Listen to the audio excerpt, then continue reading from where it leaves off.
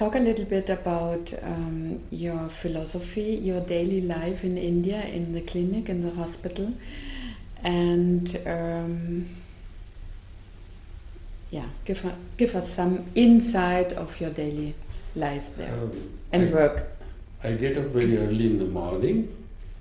Usually people get up at 7 o'clock in the morning. I get up at 4:30 or 5 in the morning. I and my wife, I have got a beautiful wife with me. It's a very affectionate lady, grand lady. We have our tea in our garden where birds, they start speaking, all about 3,000 birds on one tree.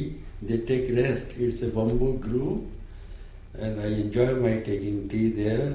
And then I and my wife, we go to our farm. It's about 7 kilometers, very close to our home. It's on the bank of the river Yamuna.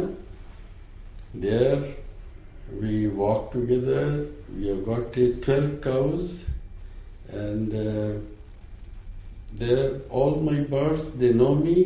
When I enter my farm, they surround me. The peacock comes, takes bread from my hand, eats.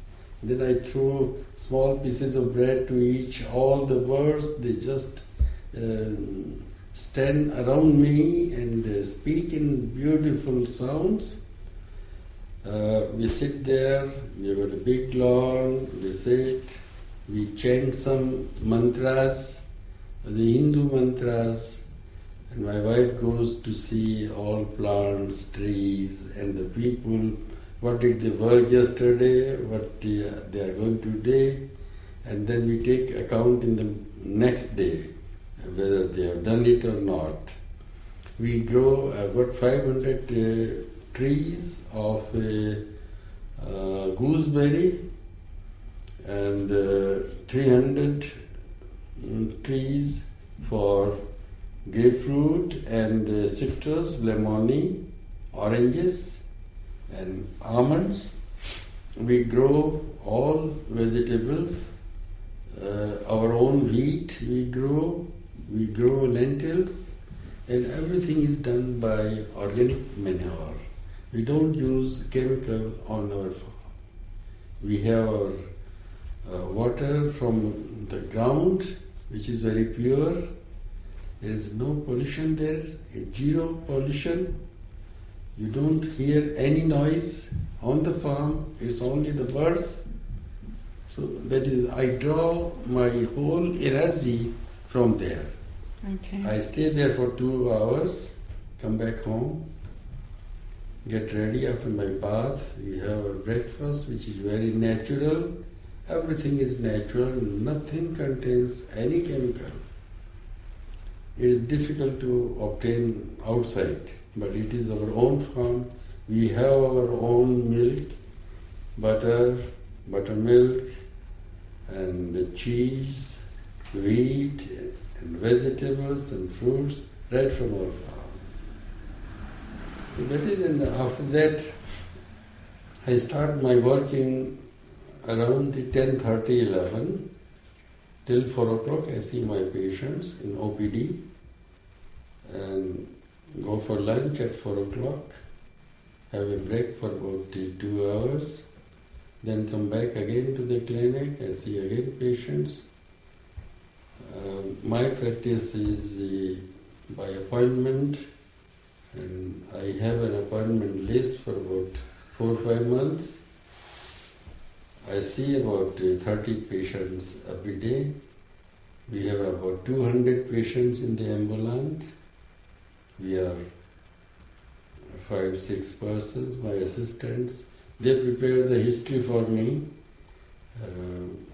They take down all the history, and then after that the patient comes to me. I have some cross questions, I examine them, I prescribe for them. They see me after 4 months. In between they can have a telephonic call or fax or email that is answered there. So this is about our clinic. We have got an indoor hospital. We have about 50 patients which they stay there, they take treatment, and now we have made another center which is very attached to our hospital. This is exclusively for homeopathy. We have two big clinics where about 50 patients can wait in the lobby on one floor, and we have our own big library. We have a research room. We have now made one auditorium where we will teach 100 doctors from abroad. We will give them lessons in homeopathy. Every year in February, we have one seminar, a 4-day seminar, which is attended by mostly foreigners. We have very few Indians because the number in India is too much, and it's not possible, because if we start, we can have about 2,000-3,000 people. It's not possible. So we are very selectively, it is a very advanced seminar for European or American doctors. Now we are starting another teachers training program. I feel that now there is a difficulty for getting good teachers in homeopathy. And if homeopathy has to exist, we need very good teachers who are well versed in the principles of homeopathy, who practice homeopathy, because here we see people are practicing in different way. Everybody going his own way. So there's a lot of different type of homeopathy being practiced. And a lot of confusion. Mm-hmm. And we are from now, our country, we aim to remove the confusion. We should come together, we should agree on the basic principles of homeopathy, and we tell them about our achievements. We have got all success through classical homeopathy. We are getting good results in acute cases, in chronic cases. Previously, it was a belief that homeopathy is good for chronic only. And when I reached India after my education in England, I also started to say, I am a chronic man. I take only chronic cases. So there was one or two patients, and when there was an acute case, emergency, I said, well, go to the allopathy. He said, well, what is this? For chronic I come to you, for acute I go there. So then I started acute practice, and I got a grand success in acute practice. And this is how we have. And my son Alok, he is a qualified homeopath, and he practices. We all together, we practice.